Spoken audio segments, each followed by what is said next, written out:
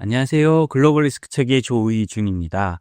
저희가 계속 제재와 수출 통제 같은 국제적으로 어떤 힘과 힘이 맞붙이는 소식을 전해드리고 있는데요. 러시아에서 굉장히 좀 재밌는 학과가 하나 개설됐습니다. 어떻게 하면 서방 제재를 우회할 수 있을까를 연구하는 학과인데요. 그만큼 러시아가 앞으로 서방 제재가 해지되지 않을 거라고 보고 오랜 기간 준비하고 있다고 봐도 될 것 같습니다.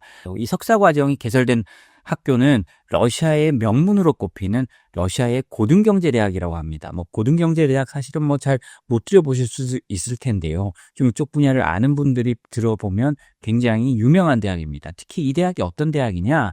1992년에 생겼는데요. 소련이 무너지고 러시아가 생겼을 때 소련이 안옹이 상태였잖아요. 자본주의도 모르고 아무것도 모를 때 이 러시아 고등경제대학이 생기면서 자본주의를 연구하고 그다음에 자유주의 사상을 연구하는 그런 학교였습니다. 그러니까 한마디로 소비에트 이후에 러시아를 준비한 학교였죠. 그런데 이 학교가 이제는 뭘 준비하고 있느냐? 바로 제재 이후의 삶을 준비하고 있는 겁니다. 제재가 이게 한두 해에 끝날 것 같지 않다. 우크라이나 전쟁이 끝나도 이 제재가 끝날 것 같지 않다라고 생각하면서 우리가 여기서 어떻게 살아남아야 되느냐라는 과정을 만들었다는 건데요. 한번 살펴보도록 하겠습니다. 모스크바 타임즈는요, 러시아의 명문 모스크바 고등경제대학이 국제제재 대응 전문 석사 과정을 신설했다고 최근에 보도했습니다. 이는 서방이 강력한 제재를 부과한 상황에서 제재 리스크 분석 및 컴플라이언스 관련 역량을 갖춘 전문가 양성이 목적이라고 하는데요. 유사한 온라인 단기 과정도 함께 개설된 예정으로 이는 러시아가 제재의 장기화에 대비하고자 하는 제도적 움직임의 일환으로 보입니다. 이 2년제 석사 과정은요, 정원이 러시아 국적자 20명과 외국인 2명으로 정해져 있다고 하는데요. 등록금은 연간 약 49만 루블, 약 847만 원이라고 합니다. 해당 프로그램은요, 러시아 정부의 재정 지원 없이 독립적으로 운영된다고 하는데요. 기존 국제법 관련 교육과 달리 보다 실무 중심의 내용으로 구성되어 있습니다. 사실 이제 국제법이란 게 좀 큰 의미가 있을까 싶습니다. 이제는 미국이 미국법, EU가 EU법을 가지고 전 세계를 규율하려고 하는 상황이거든요. 유엔이 평화유지군도 보내고 큰 틀에선 잡고 있지만 어떤 힘과 힘이 맞붙이는 데 있어서 유엔이 중재자 역할을 해주지 못하고 있는 건 사실입니다. 그러니까 기존 국제법이 힘을 잃어가고 있으니 이 고등경제대학에서는 보다 실무 중심의 내용으로 이제 제재 문제를 다루겠다고 하는데요. 한마디로 서방은 어떻게 하면 제재를 하고 제재로 통해서 상대 국가를 변화시킬까를 하지만 러시아 입장에서는 전 세계에서 가장 많은 제재를 가지고 있기 때문에 이 제재에 대응해서 우리가 어떻게 살아나갈까를 연구할 가능성이 높은 것입니다. 이에 더해서요, 이 러시아 고등경제대학은요, 9월 16일부터 11월 14일까지 총 136시간 분량의 온라인 단기 교육 과정, 제재 컴플라이언스 프로그램도 병행 운영할 예정이라고 합니다. 등록금은 8만 4천 루블, 약 145만 원으로 책정됐는데요. 해당 과정에는 이론 강의 외에도 경제제재 사례 기반의 실무 교육을 포함하고 있다고 합니다. 특히 단기 과정은요, 현직 전문가들이 실시간 규제 변화에 대응할 수 있도록 돕는 데 중점을 두고 있는 것으로 알려졌습니다. 공동 설립자인 이고르 립시츠 전 교수의 말이 전 상당히 인상적인데요. 이분은 이 프로그램이 단순한 교육을 넘어 러시아가 향후 수십 년 제재 속에서 살아갈 수 있다는 점을 인식한 국가적 적응 전략의 일환이라고 분석했습니다. 고등경제대학을 처음 설립할 당시 이 사람은 자유주의와 그다음에 시장경제를 어떻게 도입하느냐를 가지고 이런 대학이 필요하다고 했다면 이제 이 대학을 가지고 러시아가 향후 수십 년간 부딪힐 제재 전선에 어떻게 대응해야 될지를 연구해야 된다는 거거든요. 그는 이란이 40년간 제재 속에서 생존한 사례처럼 러시아도 이와 같은 환경에 장기적으로 놓일 수 있다는 현실 인식이 반영된 것이라고 했습니다. 물론 당연히 반론도 있겠죠. 이 고등경제대 부총장을 했고 현재 하버드대 데이비스 센터 소속의 경제학자인 안드레이 야코블레프는요, 이 제재 관련 교육은 수요가 단기적인 거로 제재 회피 시장이 붕괴되면 사려질 수 있다라고 했는데요. 저는 이 두 분의 저명한 경제학자나 유명한 분들이 말하는 거니까 서로 각자의 근거가 있습니다만 저는 이고르 립시츠 전 교수의 발언에 좀 더 무게를 싣고 싶습니다. 왜냐하면 러시아에 대한 제재가 하루아침에 풀릴 게 아니거든요.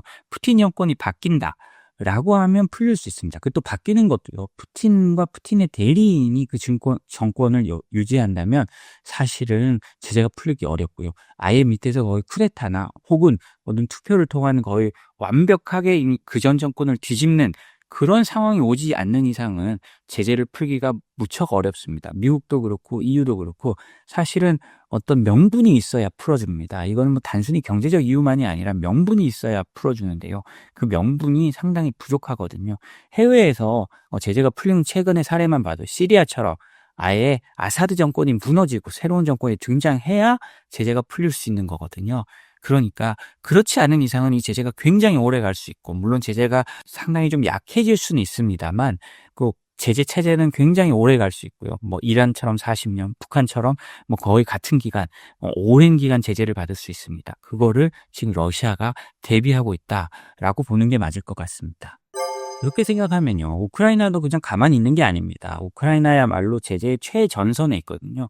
사실 지금까지 보면 우크라이나가 어떤 제재를 하고 그 제재에 맞춰서 EU와 미국이 준비하는 그런 형식을 택해왔거든요. 이제 그럼 우크라이나는 어떻게 하느냐? 저 러시아가 저렇게 제재를 준비하고 있으니 라고 하면 우크라이나의 최신 제재를 보면요, 앞으로 제재가 어떻게 변해갈지가 좀 느낌이 옵니다. 우크라이나가요, 유령선단, 그러니까 러시아의 원유를 몰래 실어 나르는 그런 유조선들이죠. 유령선단 선장 94명을 제재했습니다. 개인 겨냥한 제재를 본격화하는 건데요. 이제 배에 대해서나 회사에 대해서나 할 만큼 했다는 겁니다. 그러면 이제 어떻게 해야 되느냐? 개인을 제재해서 그 사람을 낙인 찍고 그 사람이 다른 데서 일할 수 없도록 만드는 거죠. 물론 그 사람이 뭐 러시아 안에서 일을 한다면 문제가 없겠습니다만, 유령 함대란 게 러시아 소속으로만 있는 게 아니라 파나마나 중남미의 작은 소국들에 배에 국적을 두고 운영하는 경우가 있거든요. 그런 국적을 두고 운영하는 배에 이런 러시아 출신의 선장들이 앉지 못하도록 제재를 하려고 하는 것입니다. 그만큼 이제 우크라이나가 이렇게 가고 나면 EU도 이걸 보고 또 따라오고 우크라이나 주장을 어느 정도 받아들이거든요. 그래서 이제 점점 하나하나씩 밟아 올라가는데요. 이런 부분들이 앞으로 얼마나 변해갈까, 또 제재는 또 얼마나 진화될까 하는 것도 또 저희의 관전 포인트가 되겠습니다. 젤렌스키 우크라이나 대통령은요, 지난 3일 우크라이나가 준비한 3가지 신규 제재 패키지를 준비하고 있다고 합니다. 그중에 첫 번째가 시행됐다고 하면서 한 게요, 이른바 유령선당 선장 94명을 제재로 하는 것을 했는데요. 그동안은 기업과 단체를 주 대상으로 하던 제재를 개인으로 확대한다는 의미가 있습니다. 이 선장들에 대한 구체적인 명세는요, 우크라이나 대통령실 공식 웹사이트를 통해서 공개됐는데, 해당 명단에는 러시아인 94명과 러시아의 기업 5곳이 포함됐다고 합니다. 이렇게 이제 우크라이나가 개인에 대한 압박을 강화해 가면서요, 이제 약간 저인망식으로 제재를 해가겠다는 뜻이거든요. 기업과 단체를 해버리면 그 기업과 단체가 이름을 바꾸고 법인 등록을 바꾼다든지 해서 빠져나가니까 이제 개인으로 들어와서 제재를 더욱더 촘촘히 한다는 겁니다. 이렇게 하는 건 뭐냐? 우크라이나도 러시아와의 휴전 협상 가능성을 굉장히 낮게 보고 있다라는 걸로 생각하면 될 것 같습니다. 젤렌스키 대통령도 3일날 이 제재를 발표하면서 똑같은 얘기를 했는데요. 젤렌스키 대통령 이 밖에도 우리는 겨울철 대비 준비를 하고 있으며 방공 강화, 이란제 드론 대응책, 그다음에 국내 무기 생산이 핵심이라고 했습니다. 겨울철을 대비하고 있다라는 건 이 전쟁이 다음 겨울을 이어져 가면서 이제 4년을 넘어갈 거라는 뜻이거든요. 정말 안타깝습니다. 트럼프 대통령이 말했지만 7월 한 달간 러시아 병사 2만 명이 우크라이나에서 전사했다고 합니다. 그런데도 러시아는 어마어마한 공세를 계속하고 있고 사람이 녹아들어가고 젊은이들이 죽어가는데 큰 의미를 부여하지 않고 있는 것 같아요. 자신들의 정치적 의도가 가장 중요하고 정치적으로 얼마나 땅을 따먹어 가느냐가 러시아의 더 중요한 상황입니다. 그러다 보니까 이 2만 명이 죽어가는 상황에서도, 한 달에 2만 명이 죽어가는 상황에서도 러시아는 계속 전쟁을 하고, 그럼 우크라이나에서도 몇천 명이 죽어가고 있을 거 아니에요. 그런데 이제 겨울을 대비한 전쟁의 준비가 이루어지고 있습니다. 참 안타까운 얘기고요. 이 전쟁이 하루빨리 끝났으면 좋겠지만 쉽게 끝나지 않으리란 게 지금 눈에 보이고요. 러시아는 오히려 더 긴 시간, 3, 40년의 제재를 맞설 준비를 하고 있고, 우크라이나는 올 겨울을 넘겨 전쟁을 할 준비를 하고 있는 것 같습니다. 이런 모습은요, 제재는 선방이 아닌 선장 개인을 제재 대상으로 삼고 있으면서 기존 자산 동결 중심의 제재 방식에서 한 걸음 더 나아가서 실질적인 활동 주체를 압박한다는 점에서 좀 주목할 필요가 있습니다. 그리고 금방 말씀드렸지, 겨울철 대비책으로 방공망 강화와 자체 무기 생산을 강조한 부분은 러시아와의 전쟁이 장기화될 것을 전제로 한 전략적 접근이란 것으로 보입니다. 이 러시아 제재와 관련된 소식 하나 또 알려드리겠습니다. 지금 유럽이 얼마나 러시아의 대해서 진심이고 러시아 제재를 진지하게 생각하고 있는지를 보여주는 아주 대표적인 사례거든요. 독일과 불가리아가요. 러시아로 정밀 공작 기계를 몰래 수출한 업체 한 곳을 압수수색하고 있다는 겁니다. 근데 이 뭐 압수수색이야 당연한 건데요. 이 압수수색하는 규모가 어마어마합니다. 이 해당 업체는 독일의 업체인데요. 약 550만 유로, 약 88억 원 상당의 정밀 공작 기계 20여 대를 러시아로 불법 수출한 것으로 의심받고 있습니다. 해당 회사 소속 직원 3명이 현재 피의자 신분으로 당국의 조사를 받고 있다고 하는데요. 제가 여기서 말씀드린 건 이 수사에 포함된 인력들입니다. 세관 수사관 총 140명 이상이 투입됐고요. 독일 검사 8명이 현장에 투입됐습니다. 그리고 불가리아에서는요. 유럽사법협력기구 유로저스트라고 하죠. 유로저스트 통해 현지 검찰과 수사당국이 협조했습니다. 그러니까 독일에서만 세관 수사당국 140명, 검사 8명이 투입됐고 불가리아에서는 또 불가리아 현지 검찰과 수사당국이 협조했다는 겁니다. 이거 거의 무슨 저희 한국에서 일어나는 특검 정도의 인력이 투입된 건데요. 그만큼 이 제재 위반에 대해서 유럽이 민감하게 반응하고 있는 겁니다. 러시아는 이제 유럽의 명백한 적국이 됐고요. 지금 이 우크라이나와 전쟁이 휴전한다고 해서 러시아에 대한 경계감을 유럽이 떨어뜨리지 않을 겁니다. 왜냐? 러시아에서 3개월 생산하는 포탄의 양과 군수 물자의 양이 유럽이 1년 생산하는 것보다 많거든요. 유럽은 지금 러시아와의 충돌 가능성 실존적 위협으로 받아들이고 있습니다. 독일과 같은 나라만 해도 러시아와 상당히 떨어져 있는데도 나라에 대한 반역 정도로 생각해서 아주 철저하게 수사하고 있는 겁니다. 이 회사는요, 고정밀 공작기계 약 20여 대를 러시아에 수출한 것으로 의심받고 있는데요. 뭐 당연히 이런 고정밀 공급기계는 EU 제재 규정상 수출이 금지되어 있습니다. 그리고 뭐 이런 고정밀 기계를 보내고 나면 미사일부터 시작해서 뭐 모든 걸 만들 수 있으니까요. 이런 걸 당연히 금지하고 있는 건데요. 이 회사는 이 물건을, 이 기계를 폴란드와 벨라루스를 거쳐 우즈베키스탄으로 수출할 것이라고 했지만 실제로는 러시아로 전달된 의혹을 받고 있다는 건데요. 지금 수사 당국은요, 이 업체가 중국과 터키 등 제3국을 거쳐서 러시아에 별도의 장비를 전달했을 가능성도 조사하고 있습니다. 제3국을 중간 경유지로 이용하는 방식은 제재 우회를 하는 뭐 대표적인 방식이죠. 근데 이게 뭐 한두 나라가 아니고 터키, 중국, 아까 같은 벨라루스를 우즈베 이런 걸 다 통해 가지고 그 제재를 회피했다는 거니까요. 독일의 대의경제법에 따르면 이런 제재 위반은 중범죄로 분류되고요. 물론 유죄 판결을 받을 경우 징역 최소 1년 이상의 실형을 살아야 된다고 합니다. 뭐 그렇다고 해도 뭐 미국이나 다른 나라에 비해서 유럽의 제재 관련 법은 굉장히 좀 약한 편이긴 합니다. 어찌됐든 이런 상황과 거의 특검과 같은 상황이죠.